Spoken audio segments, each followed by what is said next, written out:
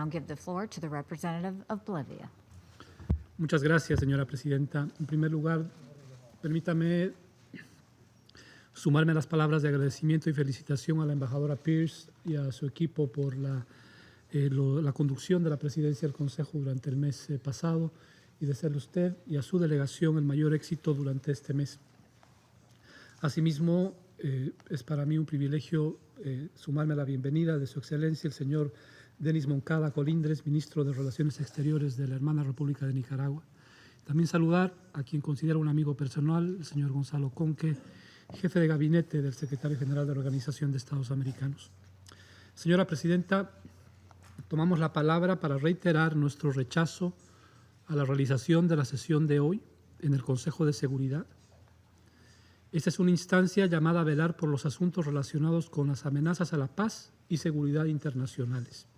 Y Nicaragua no se constituye en amenaza alguna ni para la región ni para el mundo.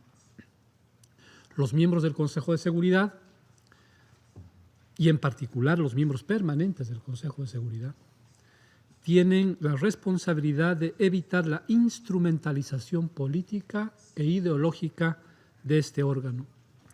Por lo tanto, consideramos un despropósito que bajo el título de Cooperación Regional y Subregional se pretenda traer a nuestra atención la situación interna de un Estado miembro de la organización.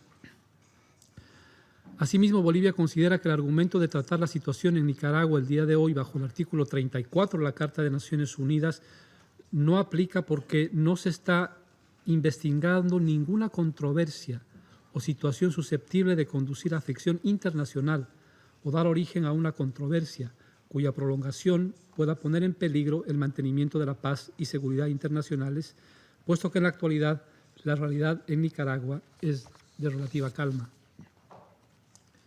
En esta misma línea, de conformidad al artículo 54 de la Carta de las Naciones Unidas, los organismos regionales mantendrán informado al Consejo de Seguridad de las actividades emprendidas o proyectadas en el marco de los acuerdos con el propósito de mantener nuevamente la paz y seguridad internacionales. Ninguna de estas condiciones se cumple cuando uno ve la situación en Nicaragua. Haciendo un recuento de los acontecimientos, las movilizaciones en Nicaragua tuvieron lugar en los meses de abril y mayo pasados. El Estado nicaragüense recurrió a mecanismos constitucionales y legales internos para pacificar el país y llamó a un diálogo nacional con la mediación de la Iglesia Católica, todo con la principal finalidad de pacificar Nicaragua y de identificar a los promotores y actores de la violencia y ponerlos a disposición de la justicia. Todos conocemos el lamentable saldo que ha dejado centenares de personas muertas, centenares de personas heridas.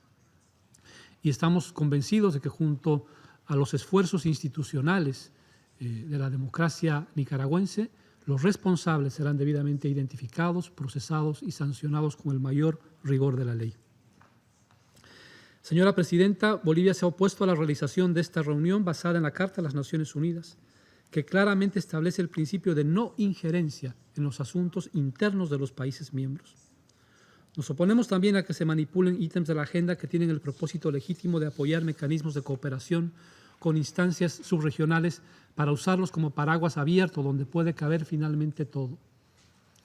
Nos oponemos a que se manipule la estrategia de diplomacia preventiva del secretario general para, lejos de ayudar a aliviar una situación de crisis, contribuir a empeorarla al intentar traer al banquillo de los acusados a un país miembro de las Naciones Unidas y darle derecho a uso de la palabra a personas que representan solamente uno de los puntos de vista del conflicto.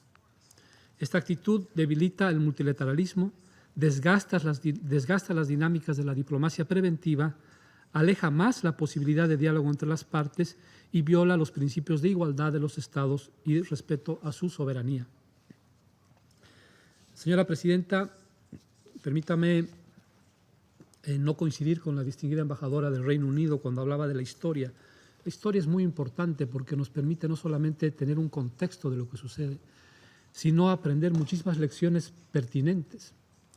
Lamentablemente, la historia de Nicaragua es una historia que está trazada a lo largo de los últimos casi 2 siglos de una obsesión injerencista de los Estados Unidos. Cabe recordar la descabellada incursión del mercenario William Walker, que, apoyado por empresarios y políticos estadounidenses, invadió Nicaragua militarmente y llegó a autonombrarse presidente de Nicaragua en 1856. A la invasión mercenaria le siguió la invasión militar. Los Marines estadounidenses invadieron Nicaragua en 1912 y no se retiraron hasta 1933, cuando la rebelión de Augusto César Sandino logró expulsarlos de su territorio. Después dejaron instaurado en el poder a la Guardia Nacional encabezada por Anastasio Somoza, quien gobernó para sí mismo y su familia durante más de 40 años Nicaragua, con el apoyo completo. Esa ha sido una de las dictaduras más crueles que ha tenido América Latina, con el apoyo completo financiero, económico, militar de los Estados Unidos. Cuando en 1979 el Frente Sandinista por la Liberación Nacional finalmente logró derrotar a la dictadura de Somoza, Estados Unidos intervino nuevamente, armando y apoyando a los contras y saboteando la economía nicaragüense hasta casi destruirla. Por eso la historia es importante. Se podría decir que no ha habido un momento, ni un solo momento en la historia de Nicaragua que no haya sido objeto de intervención, abuso, injerencias o amenazas. De hecho, en 1986, como muy bien recordaba el distinguido representante permanente de la Federación de Rusia, la Corte Internacional de Justicia, órgano principal de nuestro sistema, encontró a Estados Unidos responsable de, y abro comillas, entrenar, armar, equipar, financiar y abastecer a las fuerzas contras en perjuicio de la República de Nicaragua, infringiendo la obligación que les incumbe con arreglo al derecho internacional consuetudinario de no intervenir en los asuntos de otro Estado. Cierro comillas. Señora Presidenta, creo que el gran elefante del que no se habla en esta Cámara tiene que ver con el intervencionismo, con la injerencia, con el financiamiento a grupos opositores. El verdadero interés no es la defensa de la democracia. De ser así, no se utilizaría un doble rasero y no se diría un discurso de defensa de la democracia por un lado y por otro lado financiar golpes de Estado, desestabilizar a gobiernos democráticamente electos.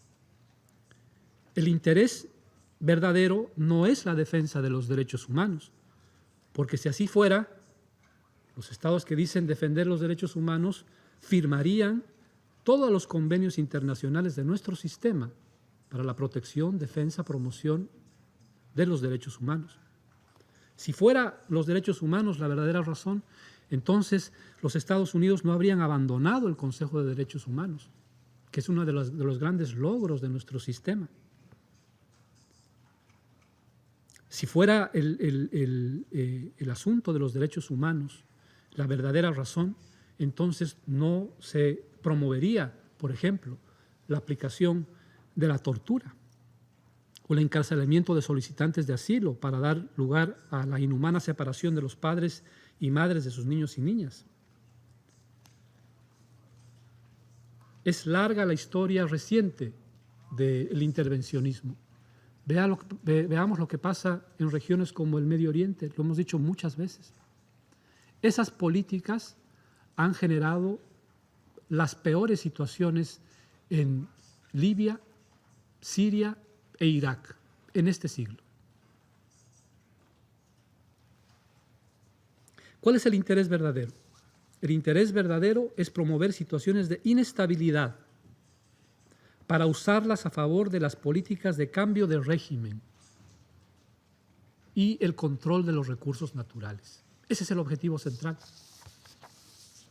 Hemos escuchado con mucha atención lo que decía el señor jefe de gabinete del secretario general de la Organización de Estados Americanos y coincidimos en varios de los temas con él cuando se refiere a que no solo Nicaragua, sino todos los países de nuestra región y del mundo necesitan democracia, justicia, verdad y paz.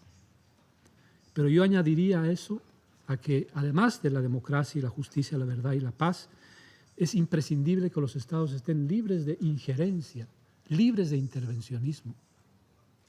¿Cuántos millones de dólares están destinando a financiar a la oposición nicaragüense?